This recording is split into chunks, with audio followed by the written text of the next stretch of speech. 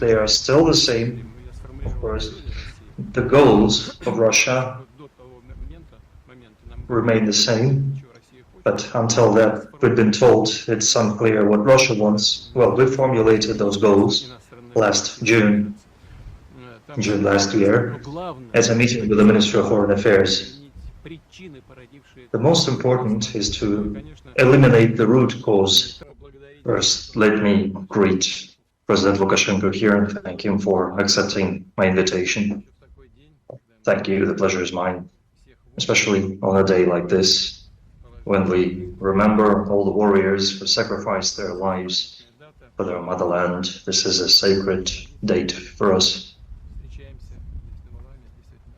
So, I'm happy to meet with you here. If you have the opportunity, as we have agreed, let's discuss our current affairs. The governments are working very actively.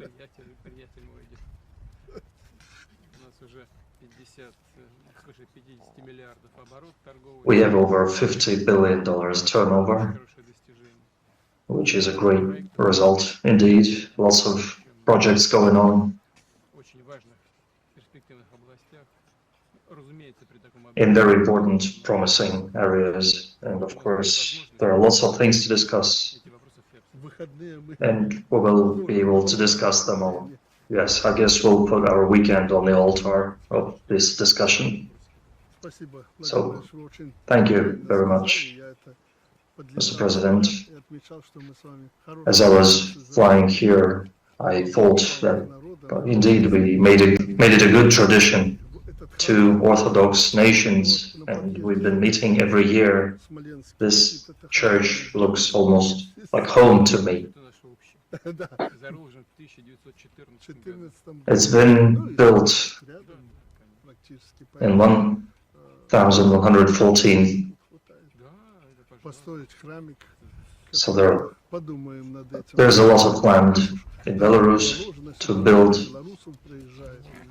a temple. There's a lot of land here to build a temple as well, because we have the same confession, the Orthodox Christian confession. And thank you for making this a good tradition. So speaking of negotiations in Istanbul, you haven't commented on that, but has there been a response to propositions voiced in Istanbul? And how do you see the progress of the negotiations and their prospects? Just the other day, Zelensky said, maybe today, Zelensky said that he needs to wait for the regime to change before starting any negotiations. Well, they could wait. If Ukrainian leadership thinks they should wait, well, of course, please be our guests. We are ready to wait. And second, our political regime is based on the constitution of the Russian Federation, and our government works in strict compliance with the fundamental law of the Russian Federation, unlike what we see in Ukraine. I won't go into details, but today's power in Ukraine is not based on Ukraine's constitution. But I won't go into details here.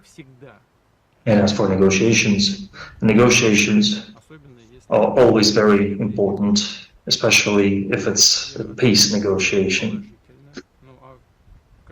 My overall view of it is positive, and how can one not be positive about something that allows hundreds of people to come back to their homeland? Out of humanitarian considerations, we gave the Ukrainian side thousands of bodies of dead Ukrainian soldiers and received back several dozens of our guys who sacrificed their lives for Russia. And of course, I think this is positive.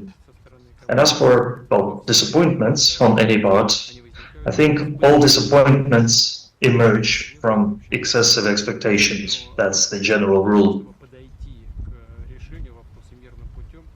But to solve this issue in a peaceful way, there must be a solid communication in place, not in public, but quietly. And this is the reason why we suggested creating the three groups that you mentioned. Overall, the Ukrainian side's reaction was positive. We agreed that we can have these negotiations without any political noise, without cameras. These groups have not started their work yet, but in general, I repeat, the first response of the Ukrainian side was positive. So we expect this process to begin soon. The conditions of a long-term peace that you voiced a while ago in Minsk, are they still in place? Yes, they are still the same, of course. The goals of Russia remain the same, but until that, we've been told it's unclear what Russia wants. Well, we formulated those goals last June last year, at a meeting with the Ministry of Foreign Affairs. The most important is to eliminate the root cause of the conflict. And of course, there are humanitarian issues, security issues, in a broad sense.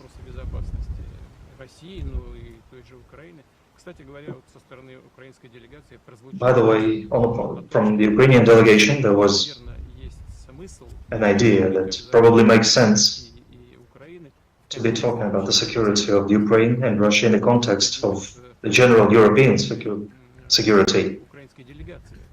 That was said by one of the leaders of Ukraine's delegation.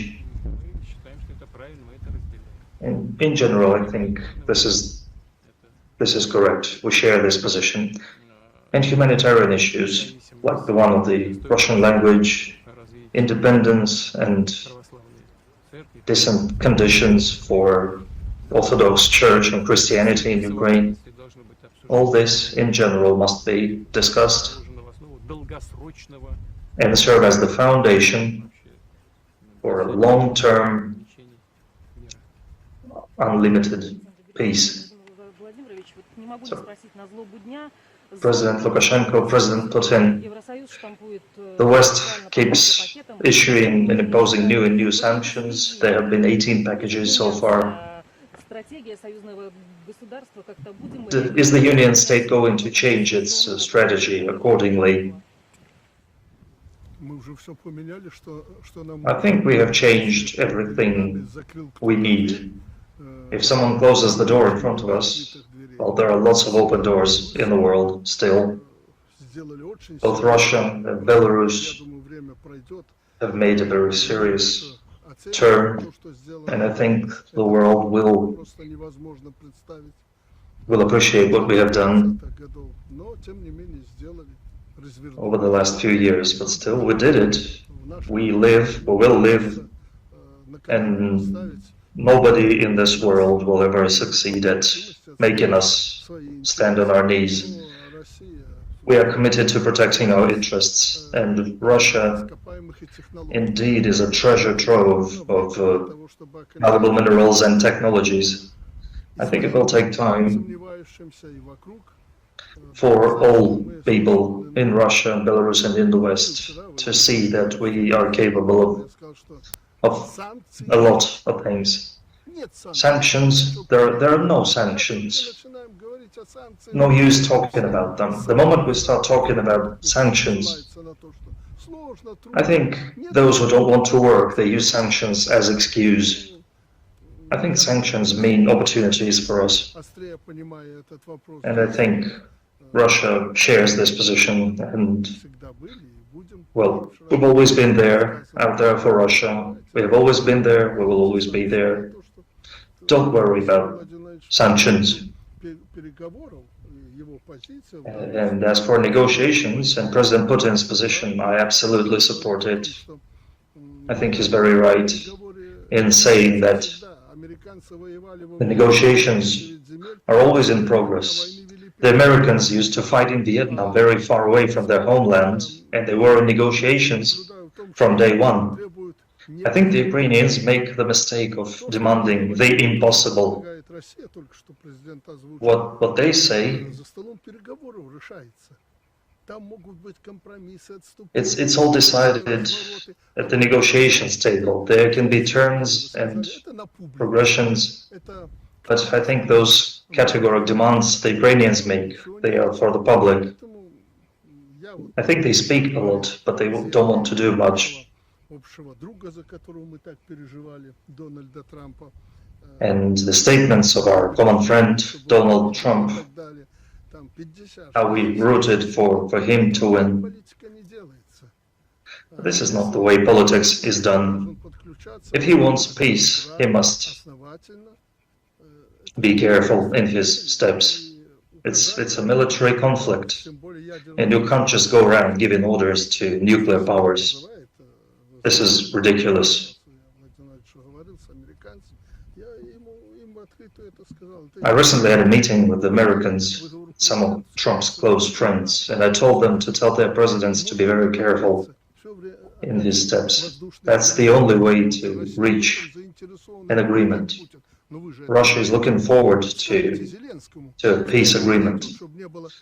So I'm telling Trump to tell Zelensky to stop sending his drones.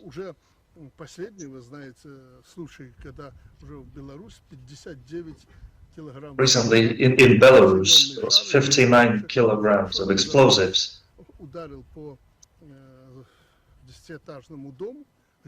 A drone hit a 10-story house, an apartment block. I think this escalation is very dangerous. We really need to stop it, and we need to be very careful in our actions. And the negotiations in Istanbul currently going on, and they're going to continue in Belarus. We do all these exchanges, cross-border exchanges. We restored railway communication there, cross-border. So a lot of progress is being made. So I'm encouraging everyone to come and visit. There are negotiations in place for human rights commissioners.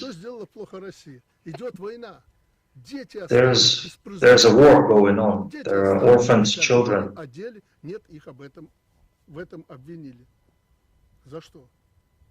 Russia is basically blamed for caring for orphans. So it turned out there were no children, not so many children as they claimed. When in the course of the negotiations in Istanbul, we asked them to provide lists of names. They didn't provide anything. I think we just need to sit down at a table and reach an agreement. By the way, it all started in Belarus. There were 3 rounds in Minsk. If they don't like it in Belarus, well, feel free to go anywhere. I don't care if it's on the moon. We need to talk instead of throwing stones at each other. He said he wanted to meet with Putin. Well, prepare the documents, prepare the ideas, and call everyone. Call Trump, call Macron, call Starmer, and sit down at the table. I think they just don't want to start negotiations. You said our countries have a very broad security agenda. Are you going to discuss that as well? And what about the Oreshnik missile system? Any progress on deploying that in Belarus?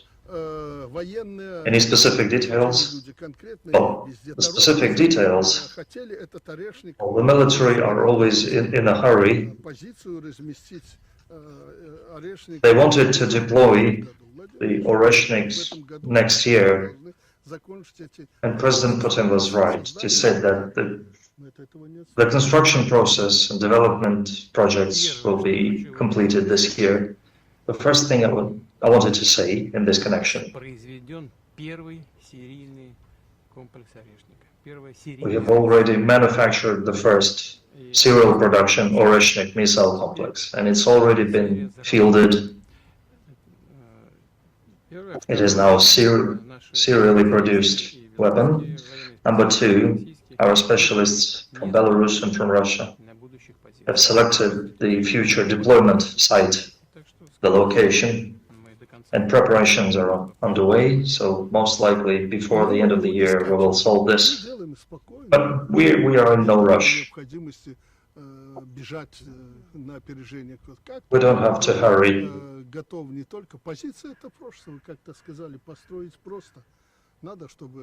The launch site is easy to build. It's not easy, it's not fast, and the launch site must be protected. So everything's going according to plan. Don't worry about our security. The current situation with the special military operation, well, just yesterday I discussed these matters with the Minister of Defense and head of Joint Chiefs of Staff, and I knew we'd have a Q&A with the press. I asked them myself. So how do I answer a question like yours? The current situation at the special military operation. And they asked me to answer honestly. So how do I answer honestly? Honestly, our troops are advancing along the entire battle line, along the entire front line. In Donetsk Republic and Lugansk and Zaporozhye and Kherson, everywhere they are advancing. Thanks to the valor and bravery of our guys. We are in a special place right now. Place a church in memory of all Russian warriors who died in all times on motherland. And today's positive dynamics on the front line is due to the heroism of our guys. We must remember the warriors who never came back from battlefields, because they created the conditions for today's fighters to advance, to have this opportunity. I think it's a joint. We need to give credit for them. No life was lost in vain in this regard.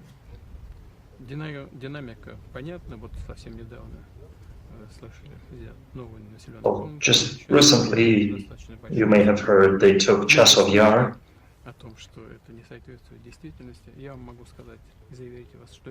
And I can say for sure that this is true. Our troops have claimed Chasov Yar several days ago. But probably there may have been some attempts at counterattacking.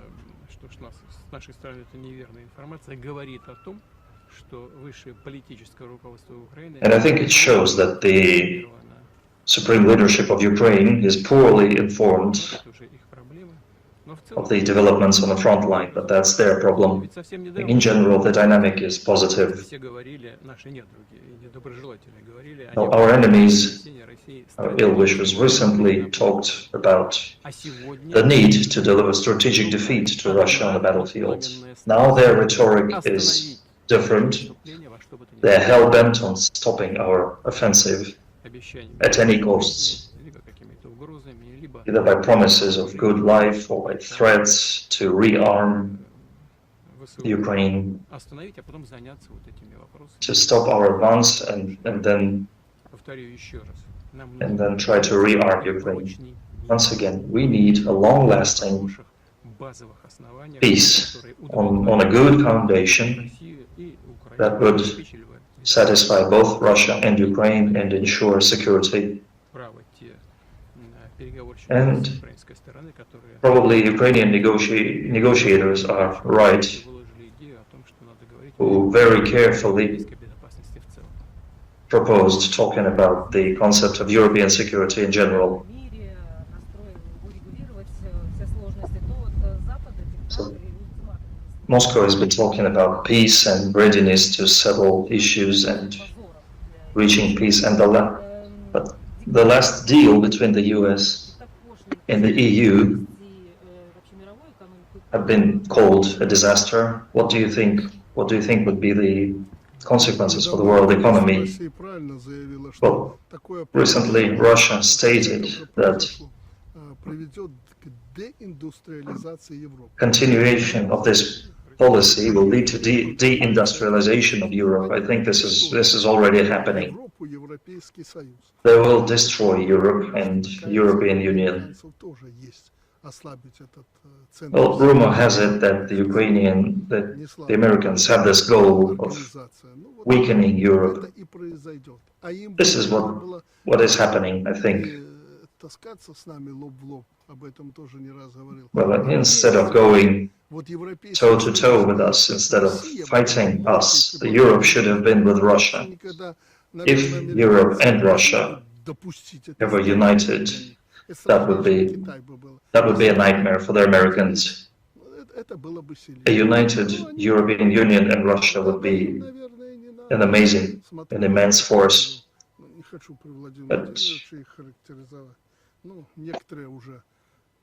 well, I have a very poor opinion of European leaders. Some of them have already left as lame ducks. Some of them have less than 20% support. And the key reason, I think, is their position regarding the conflict in Ukraine. They are very poor themselves, but they are pouring trillions of dollars into Ukraine. I think this is not right.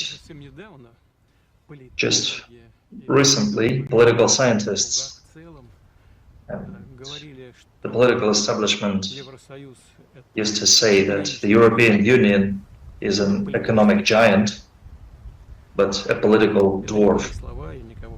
These are not my words. I don't want to offend anyone. I read that in Western sources, but previously, it's especially important. Sovereignty plays a key role in economic development, among other things.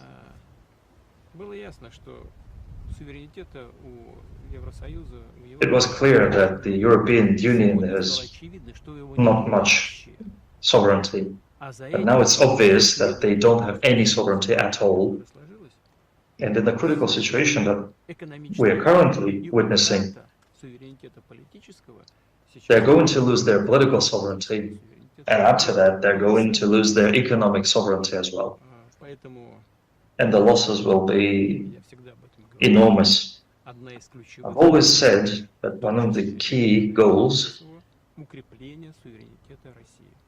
is strengthening the sovereignty of Russia. That's one of the goals of the special military operation as well.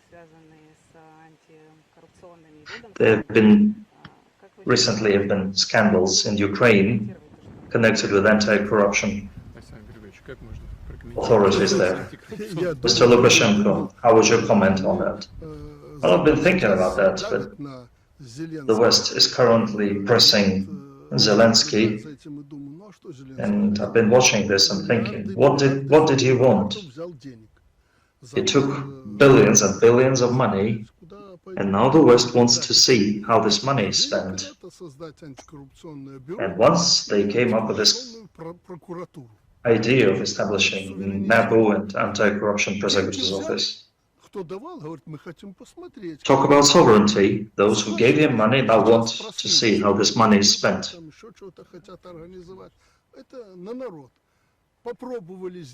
I think this is a publicity stunt.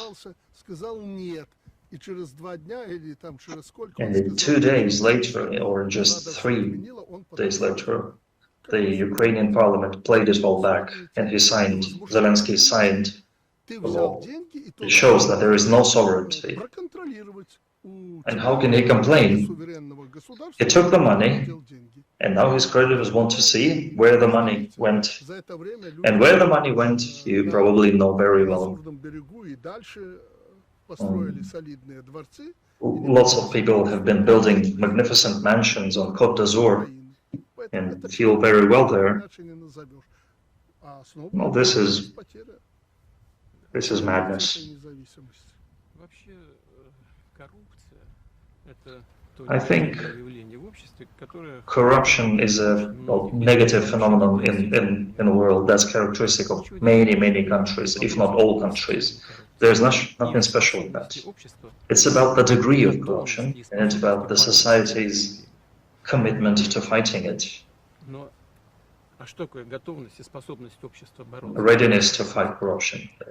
And what do I mean by a society being ready to fight corruption? A society must be willing and ready to fight corruption. That's part of democracy. But you can't bring democracy from outside. Just like you can't fight corruption from outside.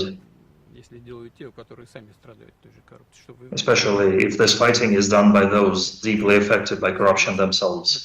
Don't you see corruption in Europe or in the States? It's legal there. There's this phenomenon of lobbyism. There's people walking around giving out money to people in power and all levels of power. That's corruption. It's clear that Ukraine is indeed overwhelmed by corruption. Can it be fought from outside? No. Those bureaus, they don't report to the president. They are an external institution. Well, I just said, how can one bring democracy from outside? When those authorities were established in Ukraine in 2015, now we have 2025, they've been fighting corruption for a decade. So over this decade, they've been screaming bloody murder that Ukraine is being overwhelmed by corruption. Yes, exactly, but the efficiency of institutions enforced from outside is zero.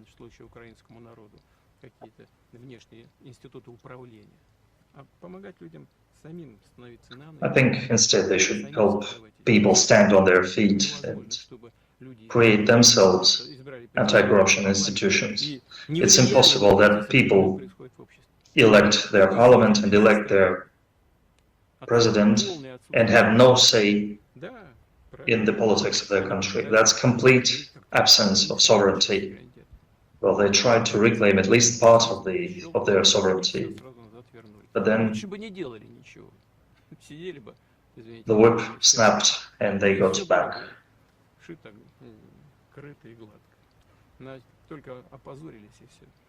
I think they only disgraced themselves.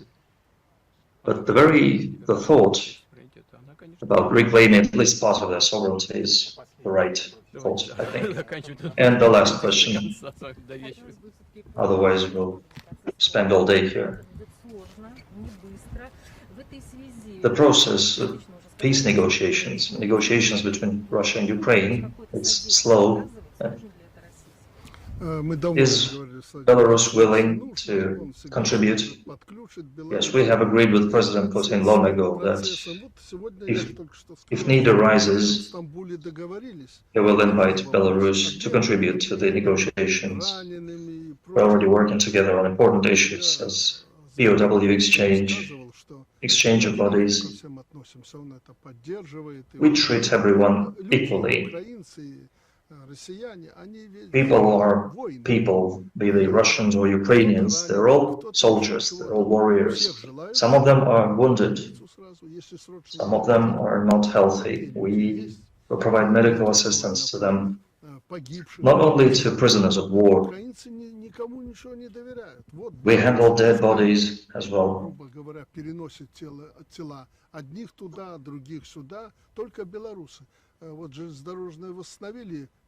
And we have established railway communication. We have resumed railway communication to deliver dead bodies in refrigerator cars. So we had to bring in railway people with experience of handling that. So Russia and Ukraine asked Belarus to help in this matter. And Vladimir Putin, I think, was very right here in saying, and I absolutely agree, about Chasov Yar.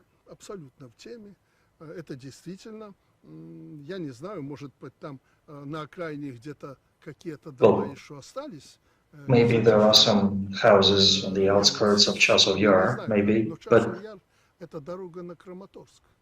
Chasov Yar opens up the road to Kramatorsk, the center of special military operation for Ukraine. Ukraine, I think, must run to President Putin and ask him to get to the negotiations table.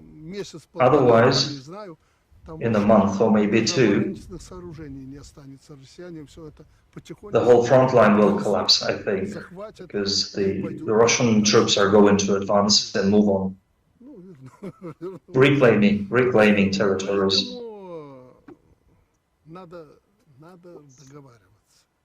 So, yes, we need to get to the negotiations table. If they want to reach an agreement, they must run for it. They must really hurry.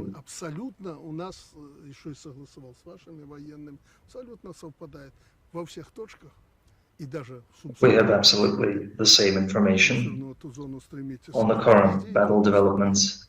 There's Russian offensive going on everywhere. Maybe it's slow at times, but it's slow because they are sparing people. They're advancing slowly but steadily, instead of throwing thousands of people against machine guns. 600,000 Soviet people died in Poland in World War II during the offensives. Currently, the offensive is going slowly but steadily. And as for Ukraine's participation in the negotiations process, we're very grateful to President Lukashenko and to Belarus for the support they have been giving us. We are always in touch, and I always inform President Lukashenko about the progress of the negotiations. And in fact, all the exchanges take place in the territory of Belarus.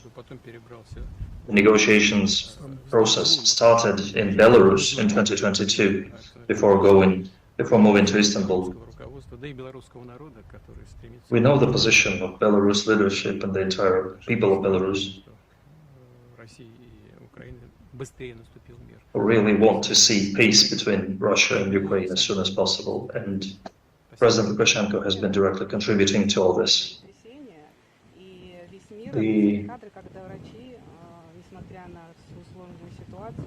During the video footage of earthquake in Kamchatka, there's been footage of medics holding a patient on a surgery table during the earthquake. Are they going to receive awards?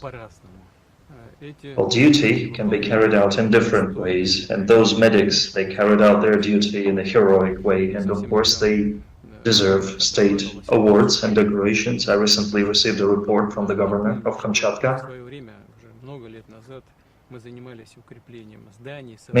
Many years ago, we reinforced buildings and structures in Kamchatka, those in seismic zones. We worked on communication systems there, and I hope this played its role in mitigating the results, because there have been no serious casualties and serious damage to building. As for the doctors you've been mentioning, I should say that we have lots of specialists who fulfill their duty in the most heroic way, and we always do our best to evaluate their efforts, including state decorations as well. Thank you.